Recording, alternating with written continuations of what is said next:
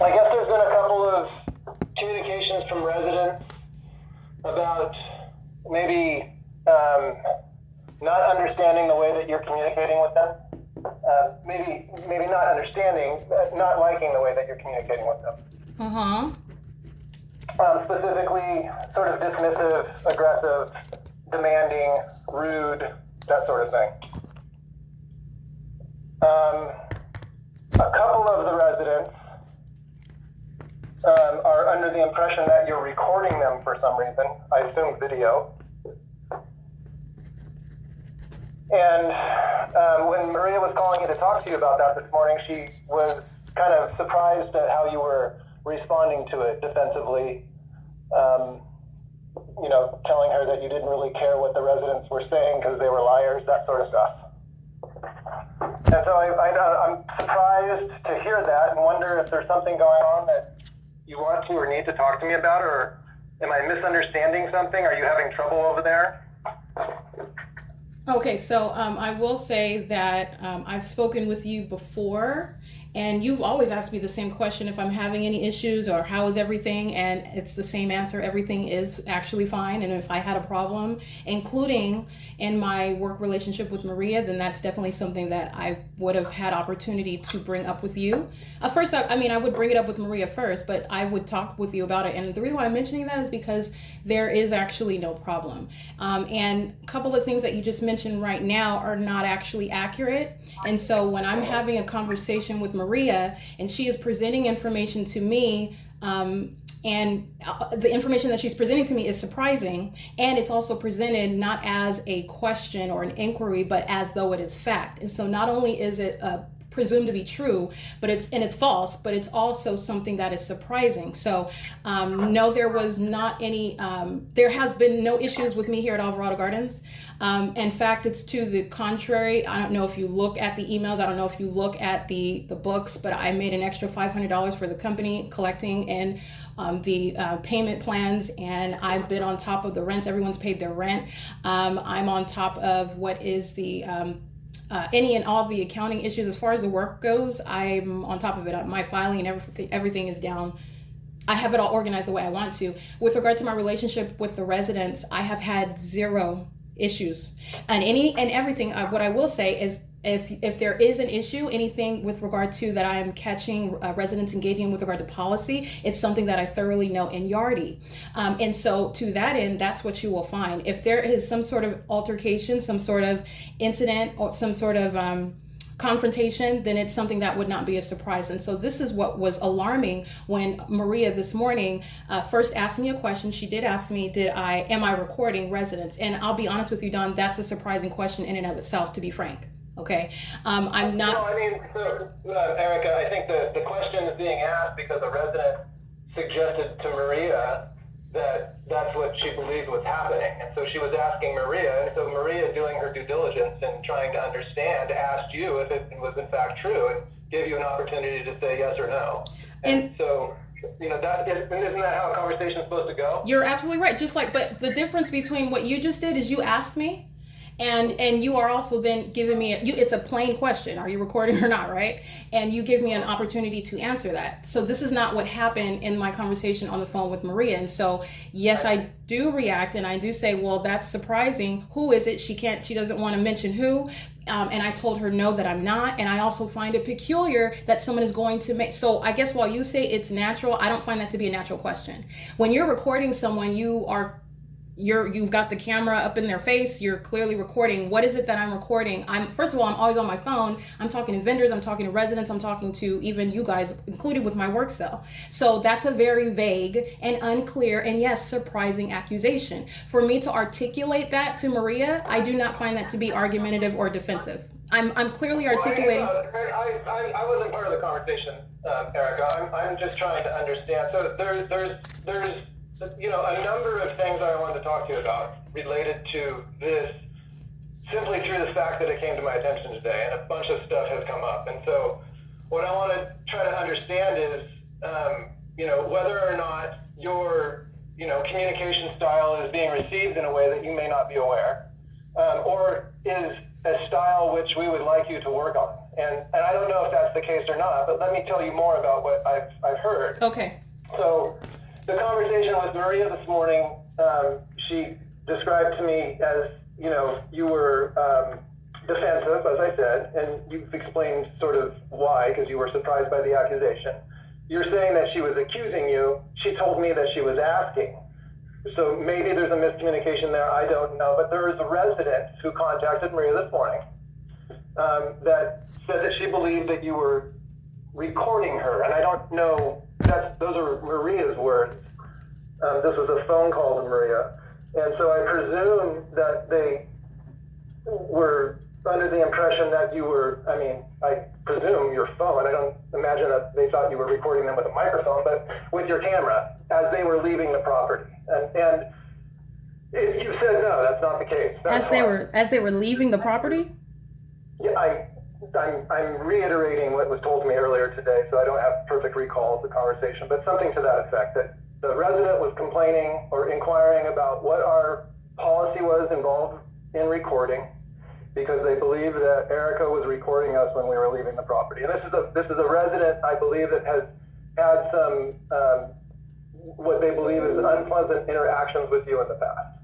Okay, so what would you like for me to say to that? Because everything that you and Maria have stated is veiled and it's mysterious and it's been brought up today. So in combination with what Maria stated, and I asked to answer her question, she then went in to say how she's been suddenly, all of a sudden, and the reason why I say it's all of a sudden is because you asked me this question and I say no. And then today I'm also learning that I'm yelling at people, hadn't heard anything about that, hadn't gotten any question about that. Who said yelling? Maria did. But what I'm saying, Don, is that the nature behind what was presented today, and it was an ambush of information that not only is it false, but it also is something that could have been presented long before, whenever it happened. For example, if you learned something, I guess you learned about this today and you're calling me today. So if Maria is stating that she learned information, oh my goodness, I've been getting so many complaints. This is what she's stating this morning, when I've heard nothing to that end whatsoever. Nothing at all, Don. We email all the time. We're talking about what's going on. I call and ask a question. Nothing in the slightest remotely. So you have what are the absence of any information, but not only is there no communication with me about it, there are no issues. There's no issues. So when you're getting information and there's nothing that I can do about that, and so this is exactly what I told Maria. If you're going off of information that is unsubstantiated, you're literally going off of he said, she said, it, and all I can tell you is that it didn't happen. And not only that, I don't understand. I'm perplexed as to why I am just now hearing about this now when you are also asking me if I happen to be recording residents. So I'm going to be honest with you, Don. It does seem to hit me. It's peculiar. But not only that, I don't. Let's continue with the conversation, and I'll see if I can help. Okay. With sort of the timeline. I got a call this morning, an email this morning from Maria about the phone call I just described. So this is the first I've heard of it. And I've been busy today. And so this is the first opportunity I've had. I called you earlier and left a message and you just called me back. So that's why we're talking now. Maria forwarded me an email from a resident. And I apologize, I don't know what apartment they're in. But this is a resident who, in an email to Maria, describes an incident that occurred around 11 at night, some time ago, maybe I don't have the exact date. I'm trying to see, January 18th, maybe? The only thing that you... Oh, go ahead. Let me finish. So there was an incident where a resident was, I guess, parked, I presume illegally, and unloading or loading their in-laws for some reason, and were approached by you in a manner which they didn't appreciate. And they go on to describe it to Maria, basically, unfriendly, direct, demanding. It's small print. I can't read it right now clearly. I read it earlier, but I'm summarizing the complaint. But it was basically the manager coming out, telling these residents that you're parked illegally, shouldn't be doing it. It's late at night. There's unauthorized events or something going on, etc. And there's in fact a back and forth between someone and this resident, who they indicate is you, discussing in a text that you've not given them consent to park there, that the noise is disruptive, and somebody says keep the noise level down. So these are all some kind of what appear to be management instructions to a resident. It doesn't say your name, but it's a text. Erica, apartment manager, I take that back. It does say your name. So the resident, that interaction, does that sound familiar to you? It sounds, there's information that's not accurate, but I'm interested in accuracy, but I mean, I'm more interested if the event sounds familiar. Okay, vaguely familiar, but for the inclusion of elderly people and loading in a vehicle. They're in-laws. Let me see. No, none of that happened. I didn't approach anybody that was loading inside of a vehicle or anything like that. So what happened regarding apartment 1818, number 6, that is Tiffany Sherez and Juan Almanza, and it was not 11, it was after 12 o'clock in the morning. And what actually brought my attention to it was the loud yelling and laughter that I heard inside of my apartment. And then I noticed the parking on the property by a visitor. It wasn't a resident, it was an unauthorized visitor. But residents don't have the authority to park in the handicap or the reserved spot either, but it was a visitor nonetheless. So how do you know it was a visitor? I mean, they're describing it as somebody they were unloading, but no, I know I'm letting you know that that's false. Okay, so when I approached it and I noted everything in Yardi, so like I said, this is something that you could read on your own in the system. It's already notated. Well, I'm talking to you, so I don't want to go into Yardi and read it. We're just having a conversation. You're helping me understand it. That's all. I'm not accusing you of anything. I'm just trying to understand the back and forth. I'm reading something from somebody. I'm listening to you. Okay. Well, just for your knowledge, it is thoroughly noted in Yardi, and there was no. For a resident to be told, I'm going to tell you, generally speaking, I'm going to enforce the parking policy. That is my job. And my telling a resident that they have an unauthorized visitor and that I'm requesting that they move their vehicle before I issue a warning, that is in no way any sort of, that's, in other words, that's something that they don't like, and that's just something that they don't like. That's all that happened done. Literally. And that sounds like a very likely scenario. I mean, residents don't like being corrected. I get it. I would say that, be aware that this resident believes that you are, not requesting it politely or being cordial or professional, and you should just be aware of that so you can make sure that you are dotting your I's and crossing your T's in that respect. Well, Don, what I would say with that, what I would say with that respectfully, sir, is that that's something that I cannot help. And as is the case now, I could be as professional and polite as I'd like, and we can get off the phone and you can mischaracterize everything that was said and expressed in the manner in which it was. So my dealing with every resident is always professional because that's the type of person that I am.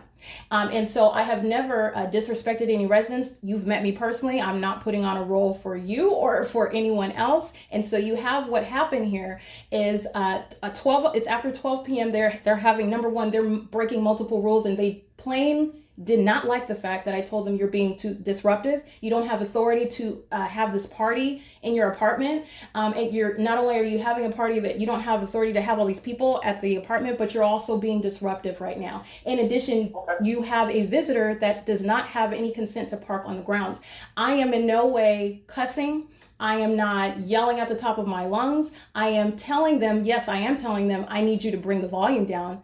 So what you're telling me to do, I find to be something that I can't control, because just like this resident did, if in fact you were told that, you were told something that is not true, because I am. And so if anything, it's very subjective. Any resident that doesn't like being corrected, that doesn't like being held to the rules, is going to go to Maria apparently and have it brought back to me as though I did something wrong. So that's where I cannot control that. I can't control that. Yeah, and you're right. You can't control. I mean, people are going to perceive things differently. I think, like I said, what I would ask of you, Erica, is to be aware of, as you just said, people perceive things differently, and they could go and completely mischaracterize an event. Similarly, they could understand something differently than you perceive it. And I'm asking you to make sure that you're aware and cognizant of that when you're communicating with the residents. That's all. And when you're correcting somebody, certainly enforcing the rules is expected and justified, and that includes quiet enjoyment and illegal parking. Those things, in addition to confronting the situation in real time, if that's in fact possible, and it's not always possible, and it's not always required. Right, either. I agree. I agree. There's a circumstance where you might not feel safe, or there's a circumstance where you just don't want to get out of bed, or there's a circumstance when you're not there, and you become aware after the fact. You don't want to go chase down somebody necessarily and bring up something you weren't witness to. But if you're witness to it, and you go out and this episode apparently occurred, and you explained the rules to these people, they perceived it as being chastised, didn't appreciate it, and mischaracterized their approach. What we should be doing after the fact is following up in writing. And maybe that's not something that you've done, but it's something we can do. We can send them a letter from management explaining what occurred, what we did, and why it's a violation of their agreement.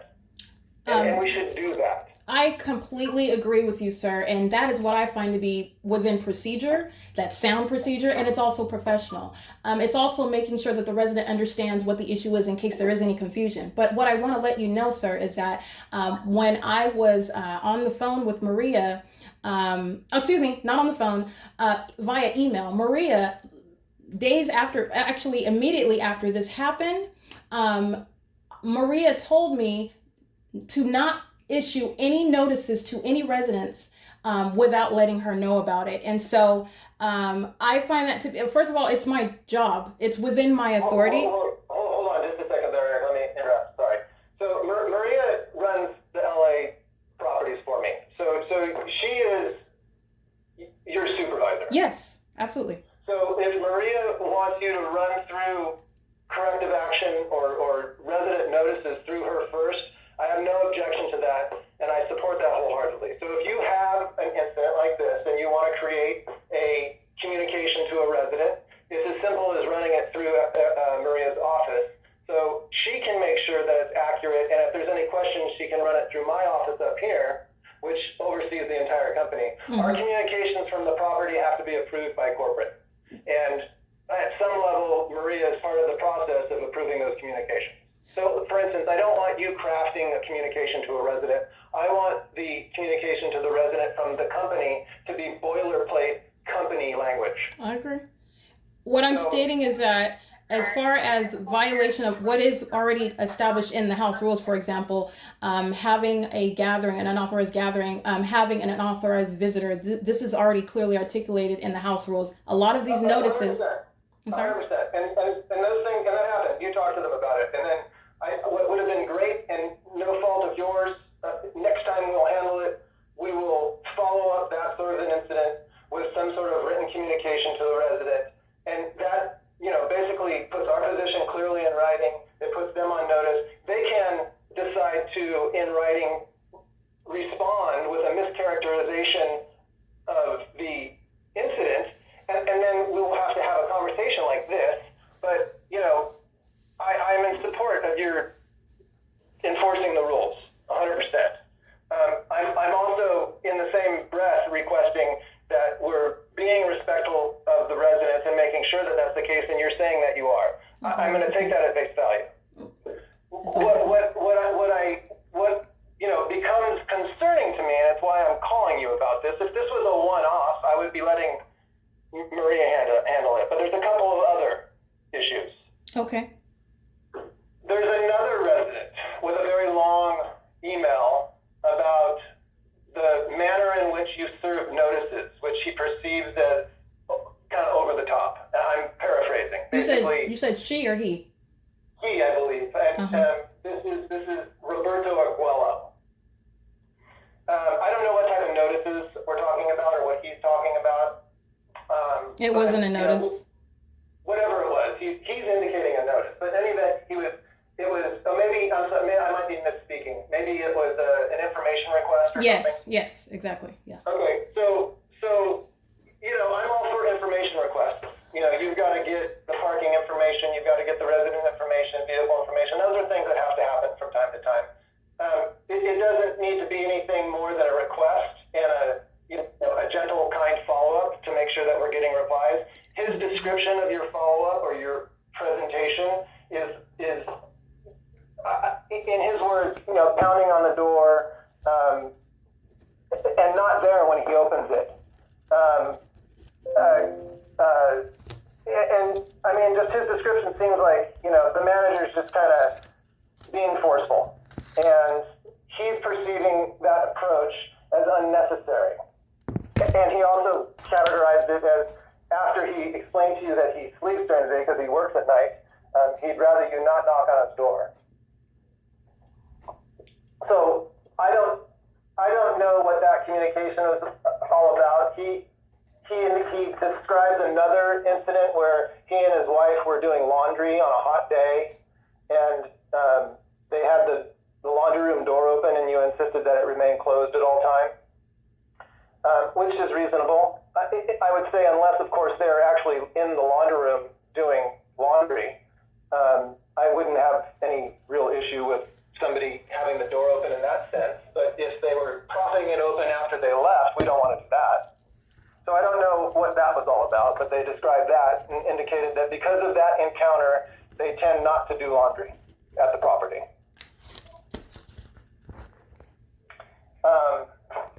And then I think some other just kind of nitpicky behavior that, you just watching the property, the perceiving is, odd. But I don't really have an issue with that. Those two things in and of themselves are not alarming to me, unless, of course, they are, in fact, overly aggressive, pounding on the door. It should be knocking on the door. Dismissive of a resident's, preference in how you're communicating with them should be acknowledged, I think, respectfully. And, they said that you were kind of unreasonable about the door issue for the laundry room, that it just had to be closed at all times, and you weren't going to have it any other way. And again, that situation, I wasn't there. I don't know if they're telling me a true story. I don't know the context. But again, my point is, if they're there, the laundry room could be open. If they're gone and propping it open, absolutely, we've got to enforce the rules as we normally would. Does this incident sound familiar?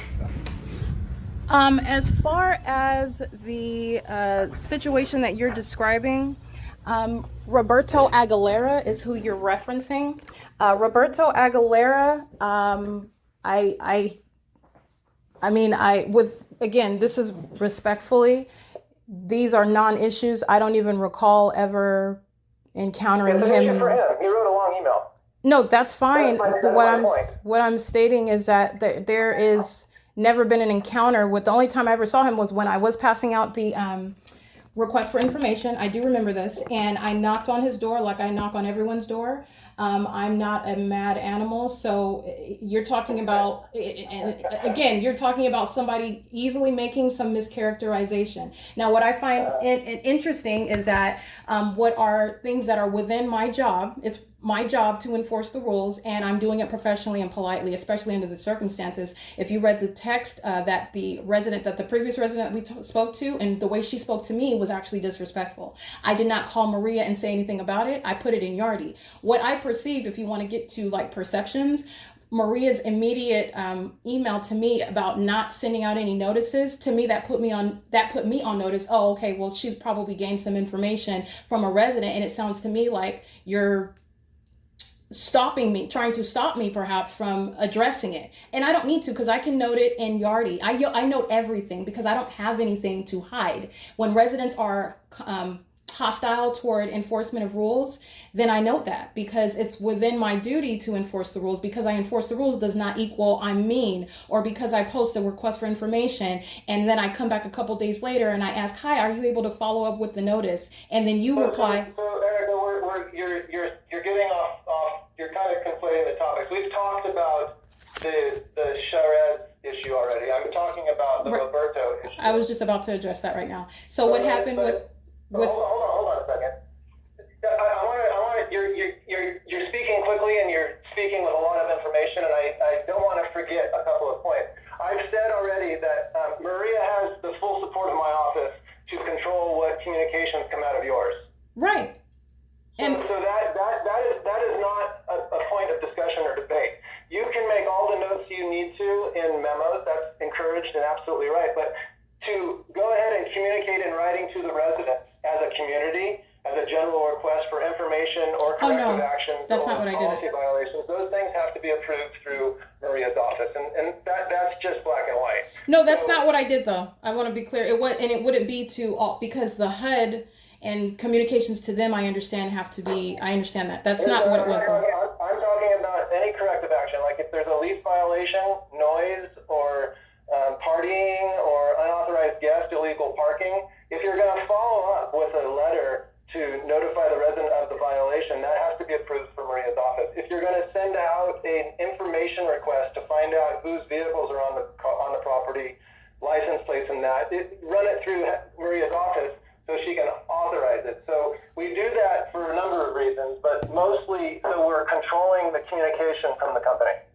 Okay, I completely understand that, Don. So as far as what you're basically stating, you're coming to me and you're stating that you're alarmed because you've been getting now multiple people that are reporting the fact that I am in some way being forceful, aggressive, or however you want to describe that. But what I think so. I'm bringing it to your attention. Okay. Because it's been brought to mind. Okay, so what I want to do, in fairness, to respond to it is, like I said, I will address the fact. It remains a fact that residents can, in every way, which is the case, because if I was being aggressive, if I was seeking to in some way do something to 1818-6 Tiffany Sherez, when they were clearly in violation of all the rules, then I would have followed up. I would have said something to Maria. I would have made it an issue. I noted it in Yardi. And I moved on. And I also, when she texted my phone after 12 o'clock in the morning, she was the one that was yelling, "I'm going to tell Maria," and I welcomed her, "Please do tell Maria."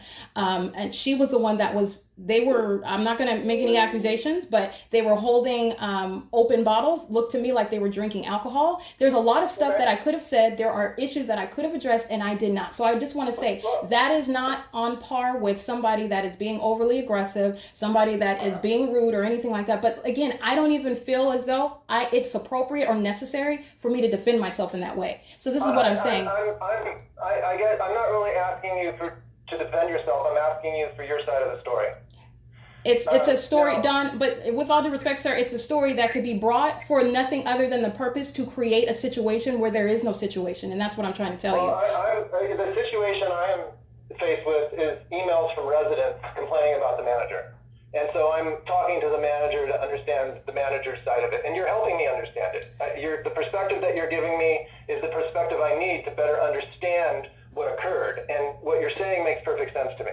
What you have stated about... This is part of my process. Okay, what you have stated about Roberto Aguilera, Unit 1812, number 3, these are what I find to be literally efforts to construct something out of nothing. I'm requesting information. If anything, what I'm gathering from this is that, which actually I did talk to Maria. What information are you requesting exactly? License plates, phone number, email. Because for none of the market... Go ahead. I'm sorry. You provided all of the residents no. a request for this information? No. I only, not the HUD units, only the market units, because I have none of that information in any of their files. That was amazing. But I only did that for the market units because I already spoke with Maria about the fact that anything that you send out to, is particularly the HUD units, has to be approved and all that. No, I didn't send it out to them. And not only that, when she does the recertifications, they ask for that information. So no, I didn't send it. So just an information, kind of names, vehicles, parking space. An audit. Storage number, if you had it. I described it as an internal audit. That's exactly what I described it as. And that's fine. I would have no issue with that. I can't, maybe you even mentioned it to me, I don't recall. But letting Maria know that that's happening is a good idea. And then the resident, for whatever reason, has been put off by the burden. Residents are easily put off, and residents rarely have constructive input to management, especially when management is enforcing rules. And so, well, I don't know if that's the case, Don, I've got my superior calling from corporate about what are I find to be very petty non-issues. You're talking about something that didn't happen. He didn't like the fact that I posted a request for information on his door. That has nothing to do with my job performance. That has nothing to do with anything that I did or said that was inappropriate. But yet it's escalated to the level of going to, it was even repeated. Like the fact that Maria it's a non-issue, in other words. I do find that to be problematic. When I get communications from residents complaining about management, it's my responsibility to look into it. That's what I'm doing. All I'm saying is it is a very easy means for residents who are present on the grounds to concoct any sort of narrative that they want to, especially if you've got more than one. You can have more than one making up information about I said this and I yelled that and it never happened. And not only that, and Erica, it would be incumbent on me to sort of filter through that and make sense of it. And that's the process that we're going through. I've heard and read these emails, and now I'm getting your perspective of what occurred, so I have both sides of the incident, so I can better understand what occurred. I'm not new to property management.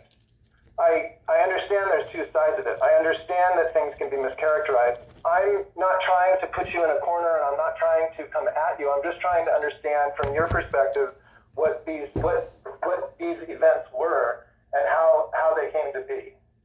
So those two events, the Sherez issue occurred, I think, on the 18th of January. It looks maybe like Agrella, or whatever his name is, sent an email on the 17th. This is the first I've seen of them today.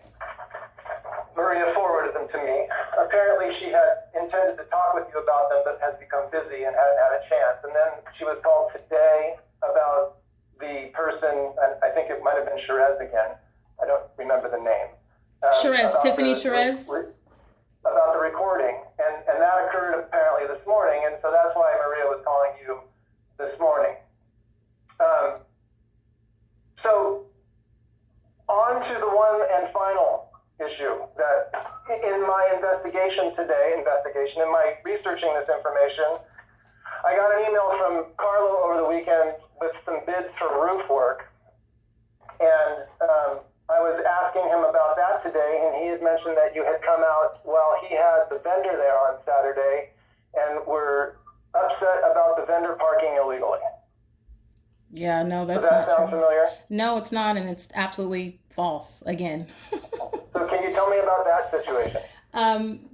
I would like to know, well, I'm going to ask you a question first. What was it that he said that made him think I was upset about the vendor parking on the property? Well, I think if I recall correctly, and I didn't write it down, but he indicated that you were concerned that the vendor, the contractor, was parked illegally, and I don't know exactly where, either in red or in the handicapped, and were frustrated that there wasn't notice given to you or the property about being there on Saturday,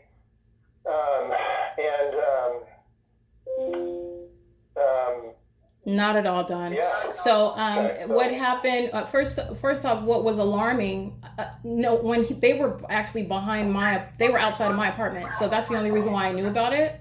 But again, for Carlo to schedule work, the only thing that was surprising was about that was because he talked to me about looking for another roofing company, because of Perry Roofing is unavailable for whatever, which we already know because they still haven't fixed the roof in my office.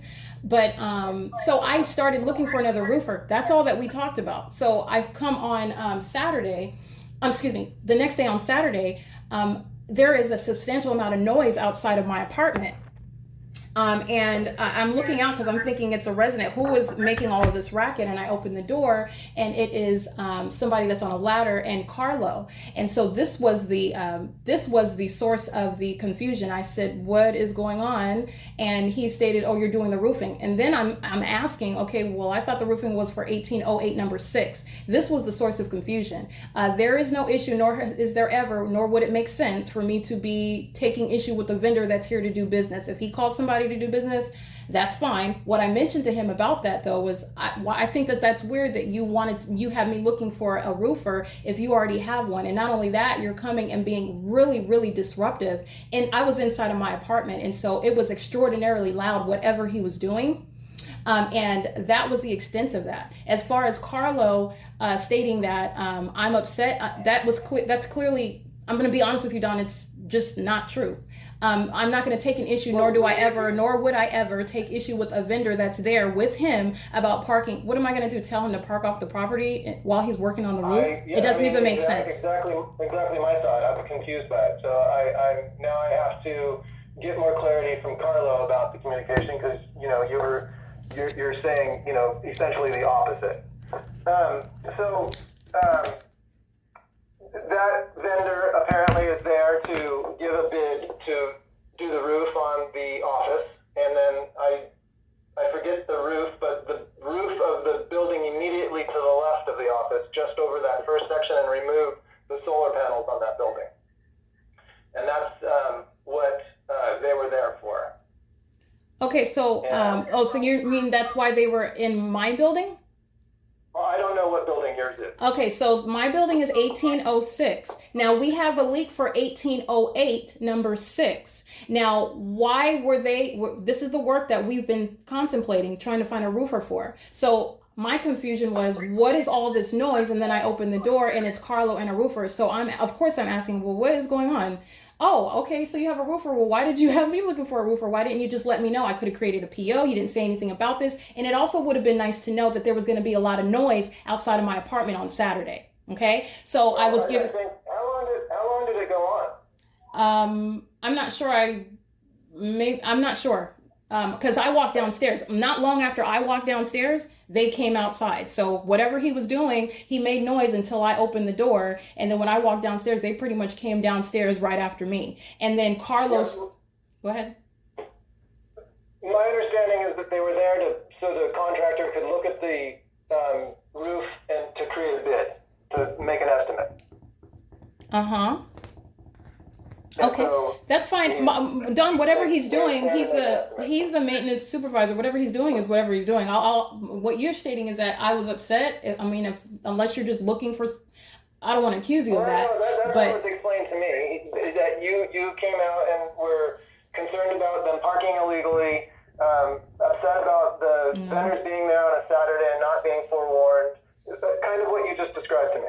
So, like I said, Don, I thank you, I guess, for the opportunity, I guess, to have a conversation with you. But to me, what this sounds like is though this is an ambush of all sorts of accusations, which in my opinion, not only are they coming out of the blue, they're coming all at once. And it's also a coming at, these are things that you cannot really contest. People are going to make up information, and they're also going to make it seem however they want to seem. Now, if it's something that where people are continuously doing that, I can also see how that can unfairly result in creating some sort of issue with a person that's actually manufactured. All right, that's actually constructed to create some sort of narrative, and that's also unfair. So while you are giving me an opportunity to speak to it, I also want to be clear and want to make sure that we both acknowledge this is stuff that's coming from other people, and it's information. You're saying, oh, well, I had a problem with parking. No, I didn't. And all I can do is say that that's not true. That's the position that I'm being put in today. I just want to be clear on that. Well, that's fine. I'm asking you a question. You're answering it. I don't know what else you could do. I mean, I described an event that was described to me, and you're describing it differently, and that gives me another perspective. That's all we're doing here, Erica. Can I say this, Don? I'm not ambushing you. I'm having a conversation with you about things that came to my attention today. Well, I'm not saying that you are ambushing me, but what I'm learning, again, when Maria called and said, are you recording people? And I say no. And then then in this conversation, then it evolves into, you're yelling at people. And then when I'm stating, and I have to pause you in that conversation because you're stating all these things as though it's true, first of all. Okay. And so, yeah, of course we have to address that. I'm sorry. We can't just move to the next issue. That is not me being defensive. I am the type of person, when you are communicating, it matters what you say. The words that you use, they matter. Okay. And so it's also unfair while you're bringing what are there. It's false. Not only is it false, but then it's some anonymous. And it's surprising because it's coming out of the blue. And now all of a sudden today, February 13th, 2024, I'm learning that you've been overwhelmed with complaints about me. and I've gotten no notice about it, and it's so much so. She said she was overwhelmed with complaints. I've been getting so many complaints. Yes, like she's inundated, and this is new, Dawn. And so for her to even bring it to you is what I am telling you. This is the position that I am put in. Do I feel as though I need to sit up and defend myself and my character, my professionalism? No, I do not. But out of respect, because I do respect you as my superior, and I appreciate you hiring me and all of that. But how is someone supposed to respond? I don't think that it's appropriate for me or necessary for me to try. I have not changed who I am since day one. The person that she hired, and the reason why she wanted to hire me, and the reason why she fought so hard to hire me after I didn't even want the job. And then after you're talking about there's all of this that happened before. I have not changed. I'm the same person that held that office and Doherty together in both of their absences. So I'm here in Alvarado and I am doing my job, whether anyone wants to acknowledge it or not. She's not acknowledging that. But today on February 13, 2024, she's telling me that she's being inundated with complaints about me. And if I'm your manager, you have every way and every day to acknowledge, to bring it to my attention, but you haven't. And you do it in this phone call while you want to ask me about some resident that's accusing me of recording, which is an unreasonable accusation. Okay. And again, all of this is coming out of the shadows. I don't know who's talking. I don't know where this is coming from. And it's all coming at one time today. All right. I do find that to be problematic. And it does put me in an unfair position, Don. That's all that I'm saying. Okay. For it to go to you, to be honest with you, you're corporate. You're out there in Northern California. And for it to go to you to that extent, I do find that under these circumstances and those details, yeah, I do find that to be unfair. I do find that to be very, very not transparent at all. And I find it to be honest with you, I find it to be questionable. And so, and I'll just be honest with you in that. So are you questioning my intent or Maria's intent? No, I'm saying the fact that it was brought to your attention. So we should be out here able to handle it amongst ourselves, right? Well, she's regional. As far as out here, she's regional, right?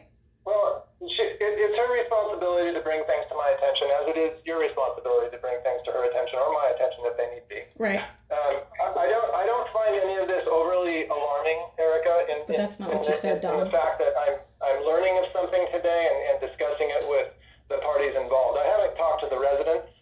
I haven't decided if I want to talk to the residents, but I thought I would, after speaking with Maria and speaking with Carlo about an unrelated issue, and then the conversation come up, those two things, along with the emails, compelled me to call you today to get your side of the story. Because it seems surprising to me, because you and I have always had communications on the phone. Exactly. So I'm surprised. Exactly. So I think it is important for you to be aware that there's at least two residents at the property that are not pleased with your communication style, at least from what they've written. And that's only something that can be useful for somebody to know. Take it and use it how you will, ignore it, continue to do your job, but be aware that, you may be, with these two people coming across as overly aggressive, if they're breaking the rules and are just retaliating because you're correcting their behavior, there's no overcoming that. By all means, continue doing what you're doing. And what I was suggesting, how we help defend that situation more effectively in the future, is let's follow up with, a letter of corrective action for lease violations or policy violations or whatever that might be. I don't know how to defend the guy making accusations of you pounding on the door. He says you did it, you say you didn't. There it is. He said, she said. I'm not going to hold anybody responsible for that. For some reason, the guy woke up on the wrong side of the bed and had nothing good to say about the manager. And not only that, you're talking about, let's look at it in and of itself. You're stating that I pounded on your door. Oh, okay. And I feel like you guys should be able to make a judgment call. But like I said, I'm not, like I told Maria, I can't tell you how to manage. That's not what I'm going to do. But you're taking a step back and looking at the person that you hired also when you're getting this so-called information about me. I'm the same person that you hired. Does it sound like something that I'm going to do? Is this are we just accumulating a whole bunch of information and throwing it at the wall and approaching me with it? I find that to be unfair as well. I think also being in property management, which yes, residents do lie. In both situations, both of these residents that you brought up to me, 1818-6 was in violation. She was having a party, it was unauthorized. She was violating the quiet enjoyment policy, a term in her lease, and she had an unauthorized visitor. Nobody, and apparently they were lying, stating that people were loading it. They weren't loading or unloading anything. And not only that, it's not relevant to the rules. Unauthorized visitor what is an unauthorized visitor? Somebody that does not have somebody that has no consent from the landlord to park on the premises for 5 minutes or for 5 hours. It doesn't matter. Mm-hmm. So you have what is also her. She's the one that is on my phone in text messages, being what you could say sharp. Well, you're right. So you're right. She's texting you. It doesn't have. I mean, it says, yeah. I mean, I guess it says 12:12. So yeah, the emails are late at night, unnecessary. They shouldn't be back and forth. I mean, it sounds messy. It sounds like you're doing your job, Erica, and I appreciate that. All I'm saying, Don, is I can't help if information is traveled to you, and then I have to actually like give an explanation for what is. It's absolutely nonsense. It's nonsense. You don't want me to. I'm going to have to. You want me to like knock on your door or something like. You're talking about people that have attitude issues. That does not mean that I'm unprofessional. You're talking about people that don't. Don, many ways you're talking about people that don't like authority. Period. That's not my problem. That's not my fault. Okay, so I'm not going around and exerting any or pushing anything. I'm not doing anything like that. Everybody else was very kind enough to respond to my audit for information. Okay, I'm not going around banging and pounding on anyone's doors. Why would I do that? And what I'm saying, if you're given this information, I don't even think it makes sense with who I am or who I presented myself to be from day one. Okay, so that's all that I can say. And I do not want to, and I don't think, I just really respect myself enough to not even I'm not going to sit up and try to defend myself against what I find to be, it's preposterous. It's ridiculous. And they're non-issues. Somebody said that I demanded to close the laundry door. I don't even remember that happening. But as a matter of policy, the laundry door is supposed to stay shut. So if I saw it open, I probably just closed it and kept walking. I mean, what is that? No, it is what it is. I mean, I wasn't there. I'm responding to something that was given to me. So, Erica, I appreciate it. It helps me better understand the situation. I'm going to circle around with Maria and give her my explanation, which is basically, we're presenting Erica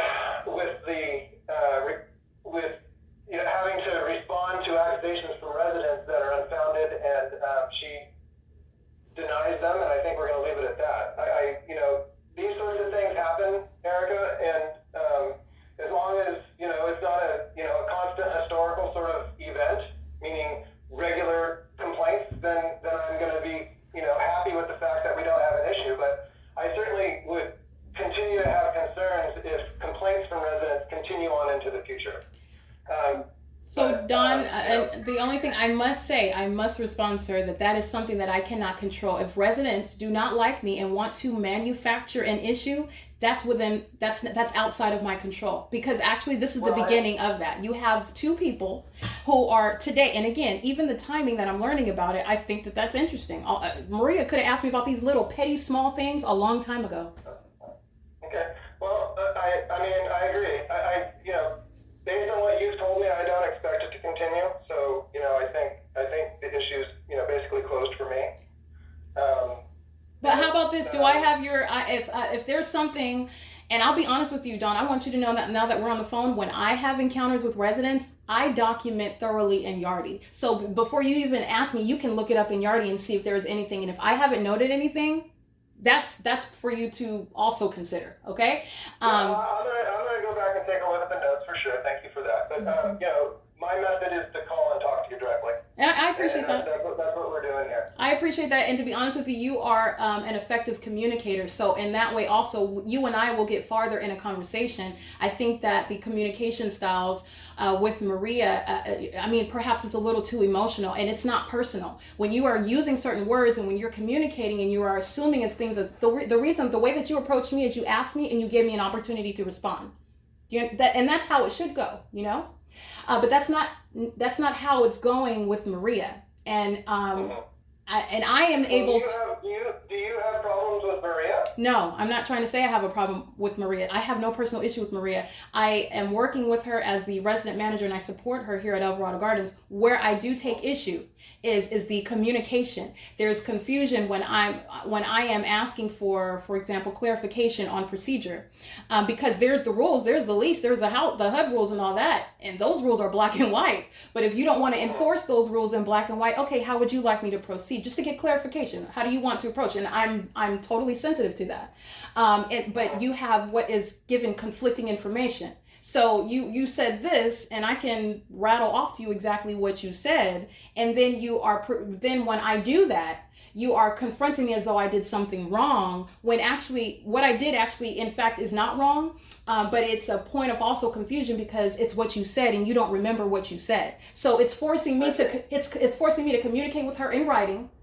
Also, only because in order for her to be confronted with what she has previously stated. But not only that, you're talking about a resident manager, anything within my authority to do, there shouldn't be any confusion about what it is that you're expecting me to do. It should be in conformity with what I'm already authorized to do as a resident manager. So there shouldn't be any confusion there. And so all I'm saying is that no, it's nothing personal, Dawn. What it is what I find to be necessary is perhaps we should just communicate in writing, because also what you were told, you're telling me today, well, you were told that I got defensive. Defensive is very subjective.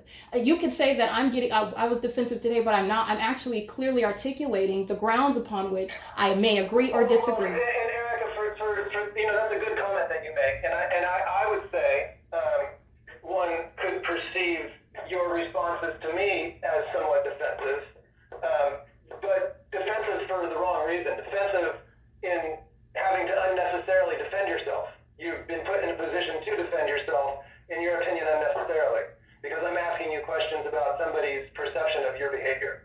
There's no avoiding that. This conversation can't happen without me asking the questions I have to ask, and me listening to you describing it very passionately, thoroughly articulating your position and feelings about it is I think it sounded to me in your description just now perceived by Maria as defensive.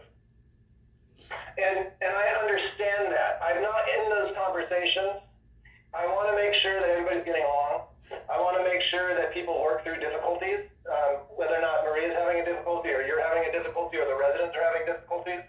I want to make sure that we're all aware of those things so that we can work through those things with the attention they're due.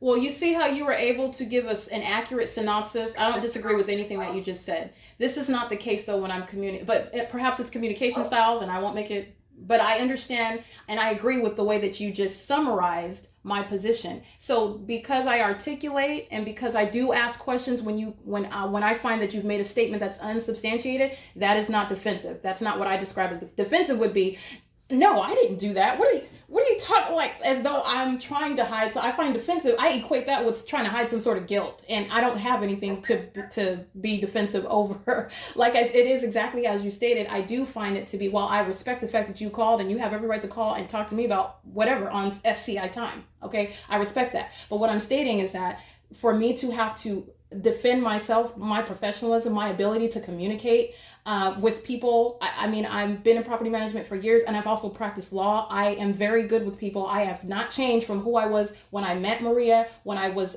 taken on to this company. And to have to defend, it's not just whether or not I did it, but you're talking about defend against somebody else's characterization of what I did. Yeah, I find that to be unnecessary. I find that to be unfair, I find that to be unfair. And that's something you can't.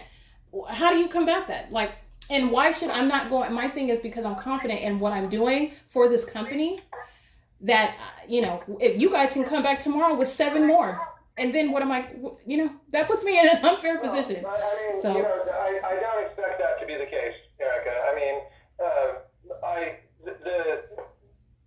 there's been few interactions with me correcting people in property management that have resulted in them describing the incident as me being nice.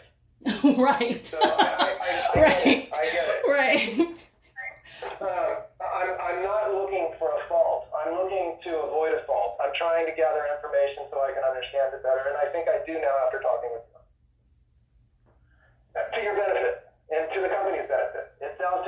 doing what's expected and people don't like the way you're doing it. And to the extent that on a coworker level, I think it's also important, not only as residents, but as coworkers. We want to make sure that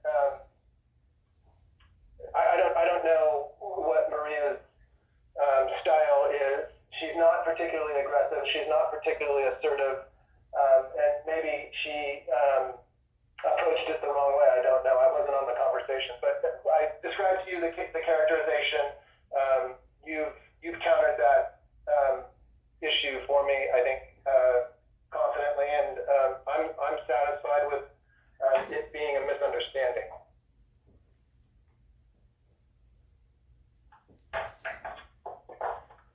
Are you there? I'm here, sir. I have no problem with what you're saying. I'm listening. Okay. So, I think continue documenting like you do. I think in the future, let's go ahead and when we have policy violations, why don't you and I talk about a letter to the residents so we can make sure that we're all talking about the same thing. Okay. I have an idea what I do up here. I don't get involved in a lot of communications for policy violations down in LA, but they're no different than what we do up here every day, hundreds of them. And so I just want to make sure for the market rate units that we're providing the same level of service or attention to the rules and follow up and defense of you and protection of you that we do all of our managers up here. Okay. That's fine. Would you like for me to bring that up to you at a later date or something? Well, not unless it comes up. If you have a situation where you have a resident that is illegally parking or breaking some other policy violation, and you've communicated with them, whatever it is, the quiet enjoyment issue, littering, parking, unauthorized guests, whatever those things are, you may not, in fact, need to talk to those people. We can notice those things happening, and we can send them something in writing identifying the infraction that we're finding and that we expect it to end. And that's certainly something we should do. Documenting it in Yardi is another thing for you to do in terms of documentation and creating a case history, but in terms of communicating the resident of the problem, we can do that in writing. And sometimes that's necessary, sometimes it's more or less necessary. We'll just, take it case by case. Yeah, but for the most part, I don't have problems with the residents. They're very compliant, Then we won't be talking about it sounds like. Yeah, the residents are compliant. So you've got those that apparently 18.6 really did not like that, but they were completely out of line. I'm like, it is so late. You cannot do this. That's good. That's good to know. And in honesty, when I was speaking to you earlier, I didn't quite grasp the fact that the text was coming from her to you after midnight. Right. I understand that to be a disturbance for you, of course. I understand better from you describing me the situation about being on your building outside your door with the ladders and the roofer being a surprise and a nuisance to you on your day off. So I get that. It gives me some perspective and better understanding of whatever frustration might have been present at the time of the communication. I get it. But I also don't want you to think, because I'm not also, just because you understand my position, and what did not happen was me come out ripping somebody's head off. That didn't happen either. Okay? I didn't say you came out ripping off. Okay, I just want to make sure it's clear. I didn't say that. So, I don't want to unnecessarily escalate the description. What I had said was that he came out, he mentioned that you had come out concerned about somebody parking illegally, and that you were frustrated about not communicating the schedule of the service. You really want to know what happened with that? I'm keeping it fact based, but what really happened, it has nothing to do with the parking or anything. Carlo is disrespectful in the way that he speaks to me, okay? And so that is what happened. He told me, you know what? It's the way that he was speaking to me. He started raising his voice in the hallway when I was asking a basic question. Oh, well, I didn't know that while you're making a whole bunch of noise outside of my apartment. And I said, well, I didn't know that you were having... I'm genuinely surprised because you just asked me to look for another roofer. And not only that, you're being really loud on my Saturday, my day off, and I'm relaxing in my bed. No, I didn't expect this. And his response is, cutting me off and as though I can't say anything to him. So he's like, Erica, I don't have time for this. And so I do find that to be very dismissive and disrespectful. We are colleagues and we need to respect one another. There have been plenty instances where Carlo is completely out of line, and I never address him like that. I do not disrespect him. Okay, so that's, if you really want to know, that's what happened. And so that's why he might not like the fact that I let him know that you should have given me notice. I did not know that you were having a roofer. Okay, you could have told, and I gave common sense, basis for that. I could have created any other process, any other time you asked me to create a PO. I'm gonna call this person and we're gonna schedule. You didn't give any of that information. And in addition to that, you're out here on my Saturday being loud outside of my apartment, and then you're dismissive to me, disrespectful in the way that you're speaking to me. So that's what happened, Don. Okay. Well, that's important information for me, Erica. I mean, I can see your side of the story now much more clearly than I could before, and that's what's helpful for me. And I think that I expect Carlo, I expect Erica, I expect Maria all to be respectful of one another. I agree. And to the extent that they're not, it's something that we're going to all have to talk about. And I'm talking to you. I'm convinced in your description of the events that these are, I think,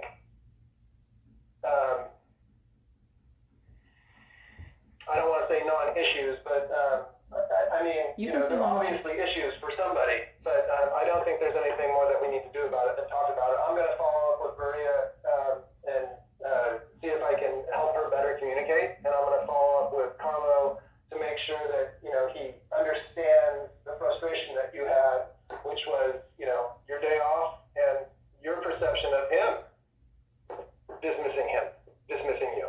Mm-hmm.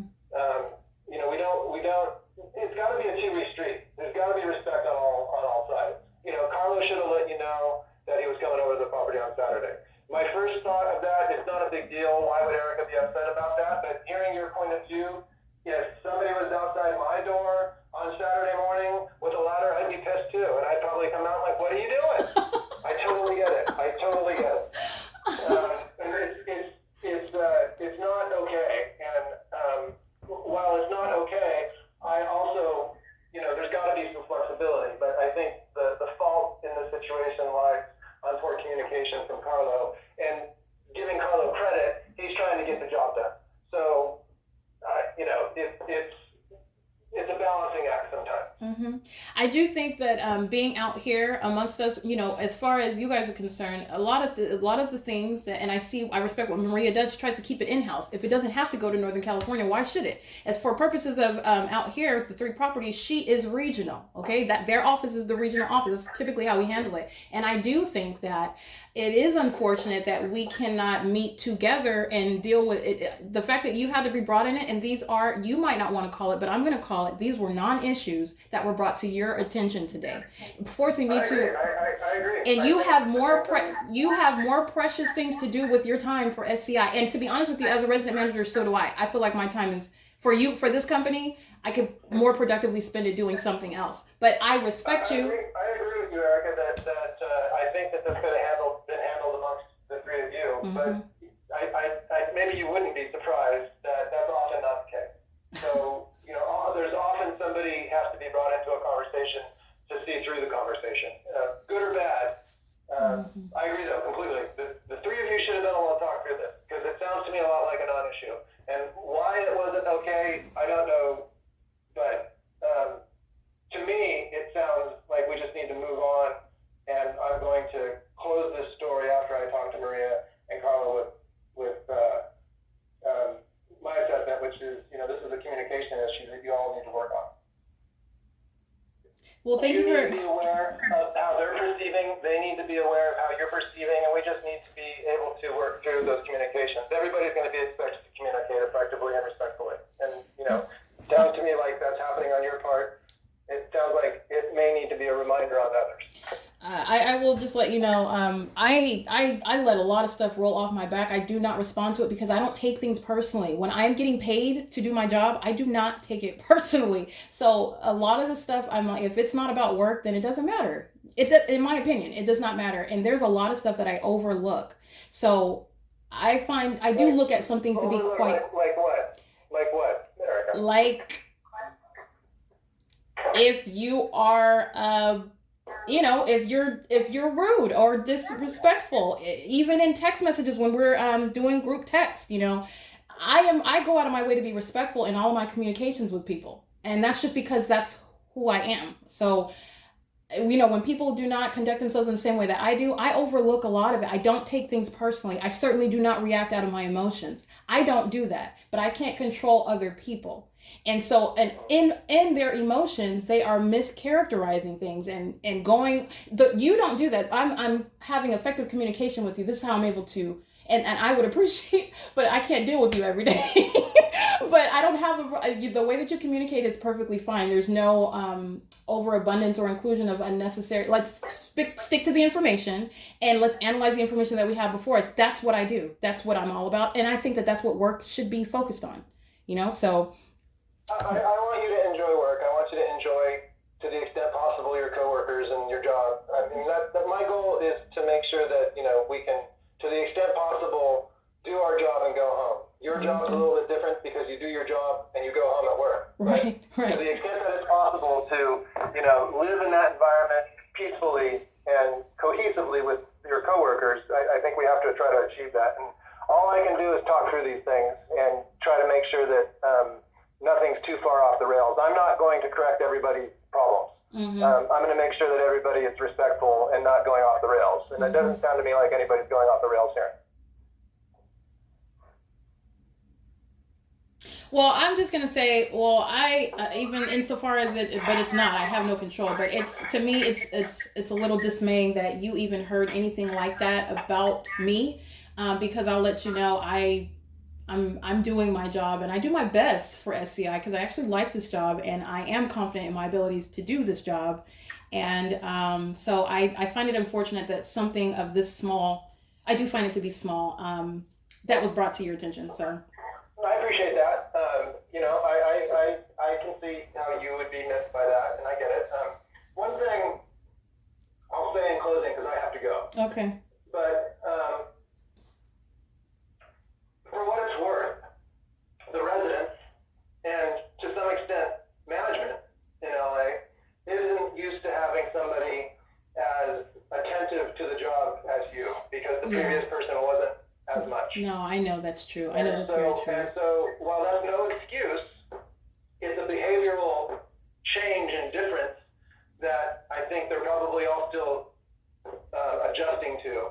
And I expect full immediate adjustment to it and enthusiastic acceptance of somebody that is going above and beyond and attending to all of the policies and rules and rent collections and everything. It's the way the job should be running. And so, to the extent that that has impeded on their ability to do things the way they usually do, however that might be good or bad, could possibly also have an effect. So, it's just something that I'm aware of. It's something I've talked to you now about. It's something I'll circle back with them. You guys have to get along down there. It sounds to me like you're on board with that. I expect them to be too. I think you're absolutely right. This is a blip that didn't need to come to my attention. I need the support of my superior, Don. So I'm doing my job. And so I need to the extent that I can make sure that Eric or Maria does that, she has to be there for you. Absolutely. To the extent I need to be there for you, I certainly will try. ASD is available to assist you at any time as well.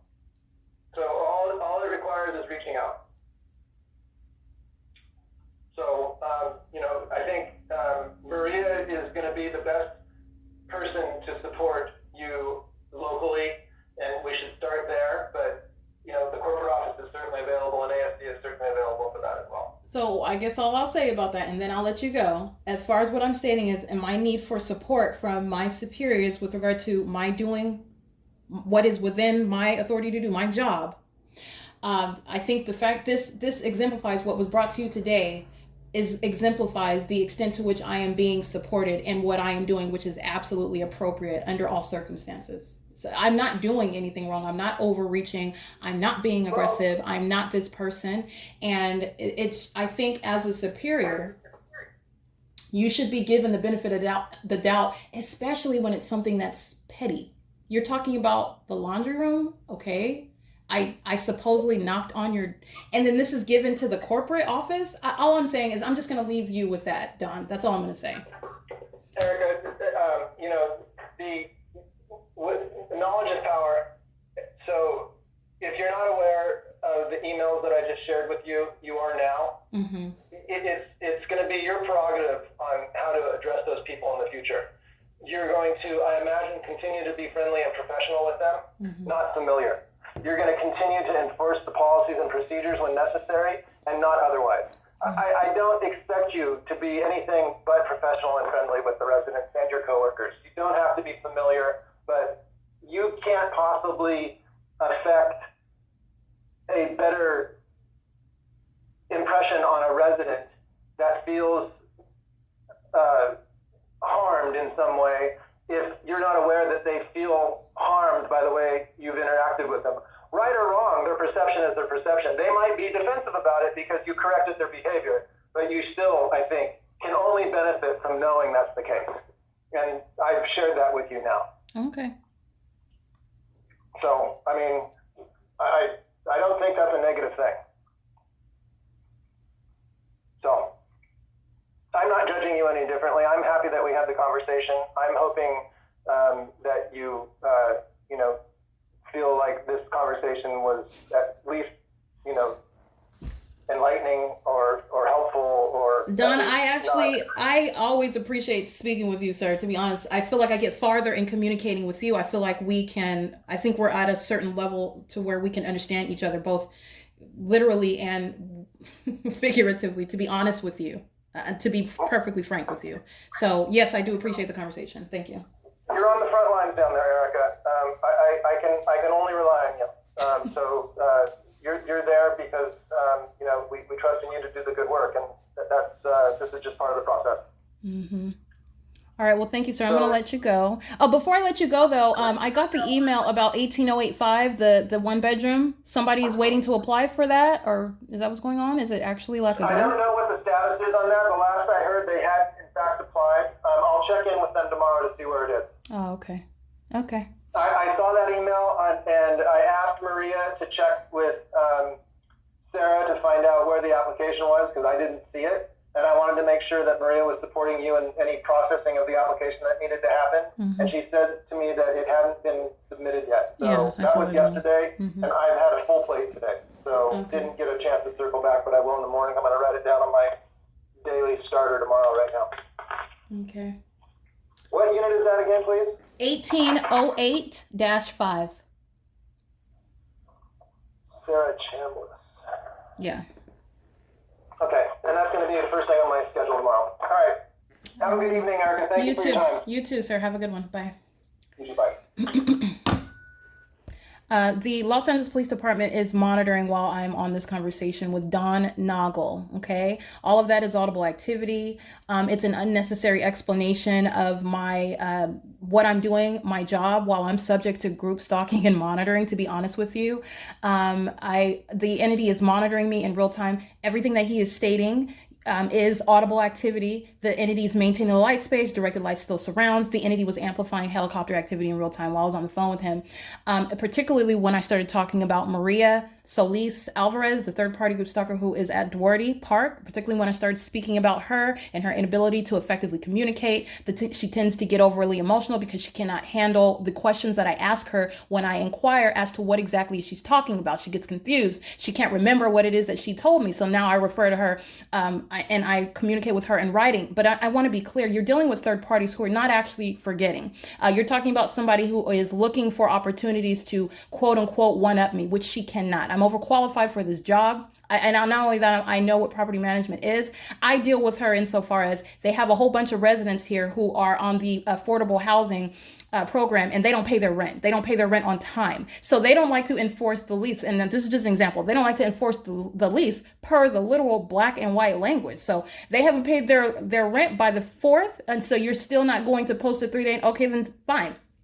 How would you like me to handle this? Because you have what is wanting to deal with it in another way, not actually enforcing the terms of a lease when people are not paying their rent. And that's perfectly fine. She's the regional manager. I'm just giving you an example as to the ways in which I do concede to her in however she wants to execute. That's fine. But you have what is trying to, and this is, understand, it's not just any one-up. It's not just some ordinarily insecure person who's looking for a way to feel like she's smarter or better, because she's not. But this is not personal. This is a third-party group stalker. And that is analyzed as what is harassment by the state, who is acting vicariously through a third party.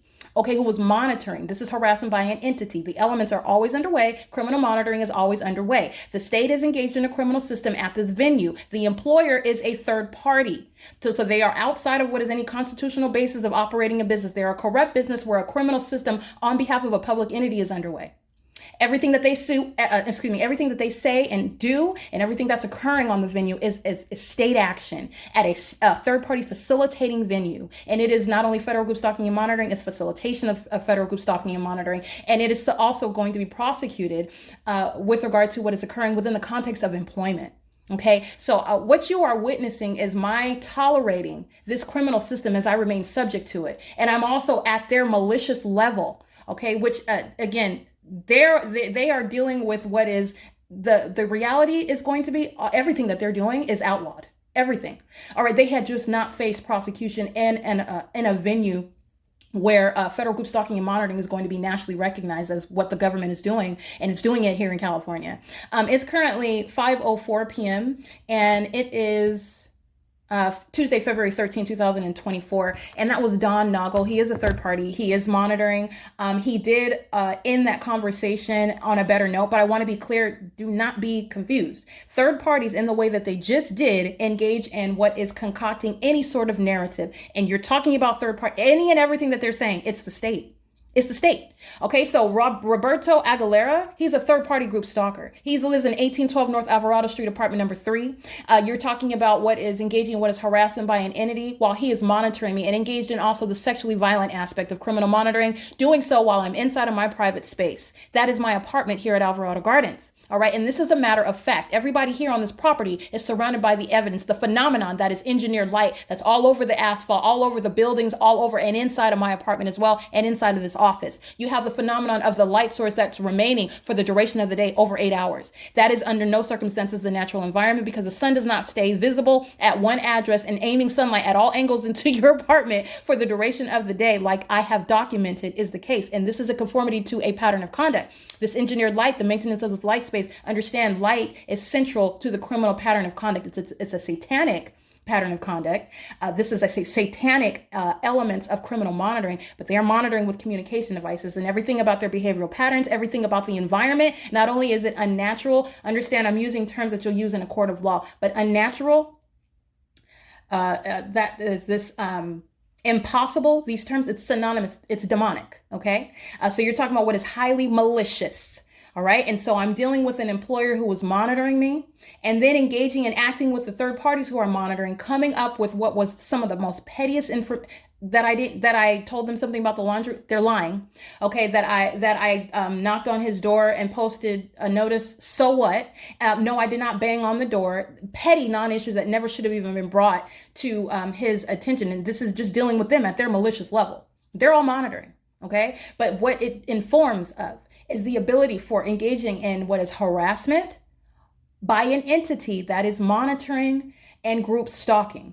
All right. Harassment on the job. All right. Don Noggle ended that conversation on a good note, but understand, as third parties who are seeking to harass you and are hostile to being documented as group stalkers, acting with the state, having no constitutional rights whatsoever to operate a business, having no right to be at the workplace. You call yourself an employee, and actually you're not. You're in the shoes of the state.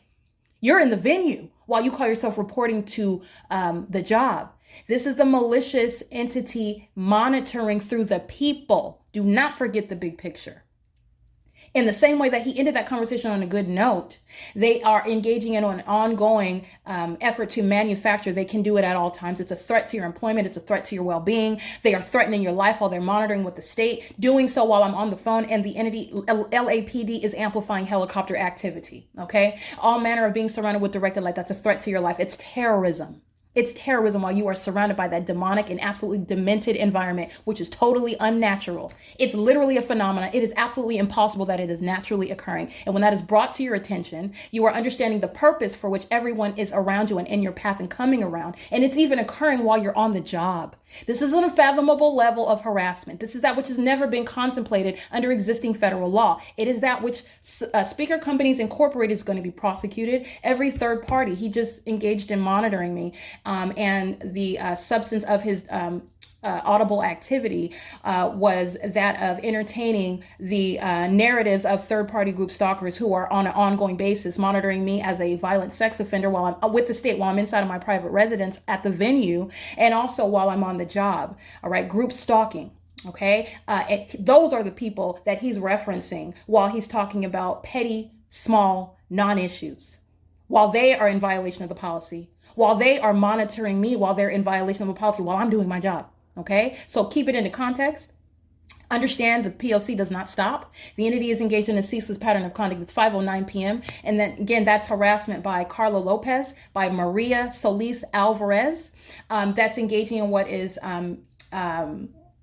harassment and intimidation. This is like threatening your job. These are implied threats while the entity that's monitoring you and then bringing up information. These third parties are hostile to the fact that all of their names, their apartment numbers, their license plates, and as many as I will, social security numbers, every detail about their life that will be affected when they are federally prosecuted. And as they continue to threaten with the Los Angeles Police Department, you are talking about what will be time in federal prison. It's not anonymous. Who they are, where they're at, who they're with, none of that's going to be a mystery. None of it's going to be a secret. You're talking about what I'm doing now on my own. The federal government will have no problem finding them out and dragging them into a federal venue. They will be prosecuted. Any company name acting as the face of the state that is operating a ceaseless system of federal group stalking and monitoring, which is a matter of identifying the venue. The venue is where there is engineered light, impossible light activity, which I have shown all the iterations of it. And there is a whole body of evidence that also exists for a series of years in an entirely different area. You have what is the maintenance of the light source, an entirely unnatural environment, which is irreconcilable also with that which has already been documented, where this phenomenon is happening at an entirely different address, where the two are not coexisting at the same time, or you can isolate the universe and it's not happening in a natural environment. This is an entirely demonic environment where they are engaged in satanic methods of targeting someone, and it is manifested as the criminal conduct. This is criminal monitoring with communication devices that is in violation of existing federal law. They are doing it while I am on the job. This is not an ordinary level of harassment. It's also speaking to what is terrorism by the domestic enemy that is the state itself. The state is continuously documented acting via the Los Angeles Police Department, all right, that are engaging in what is ritualistic, satanic type of group stalking. Group stalking in and of itself, in case you didn't know, group stalking is absolutely demonic, all right? But you're not going to prosecute based on some depraved practices they want to give in. You're going to prosecute for the demented methods of targeting you. It's terrorism by a government and the people, unfathomable levels of targeting, and doing so in very highly malicious ways, showing the mental issues that have to be present in order to engage in the pattern of conduct. They have to be. You have to be demented. And this is speaking to what's necessary. Removal from positions where the group stalkers pose a threat to the public. You're talking about required, mandatory, mandated mental examination for the threat that is posed to the public. The entity showing its desperation, the malice with which it seeks to continue. Any other stalker that would be documented and prosecuted in a state court, in a local court, would take a hint and stop following you around. Boy, she's taking pictures. Let me, not the state. And that's a threat to your life. Okay? That level of desperation, that determination to continue, that pattern of continuously threatening and continuously engaging in the pattern of conduct of group stalking and monitoring is speaking to the unlawful threat. It is referred to as an impermissible threat, and it is an enhancement to what shall be a federal prosecution. You're talking about federal prison. You're talking about examining the levels of which you are suffering from mental instability, not because you don't know what you're doing. You're talking about malice, right? You're talking about psychopaths. All right, this is psychopathic conduct. All right, it is currently, again, 5:12 p.m. and that is P.O.C. That's documentation of what is Todd's speaker. Everything that I'm subject to while I'm on the job working for this man, for this company, at this venue, that is not analyzed under any sort of private property. It's a venue where you establish the venue. Oh, the entity is robbed of its mask, of masquerading around like these are individual rights that they have. No, they don't. They're the state. This is not private property. It's a venue. And there's a whole body of federal law that will be applied in analyzing every way in which they seek to engage in targeting someone and then obstructing justice in doing so. All right. It is, again, 5:13 p.m. This is P.O.C.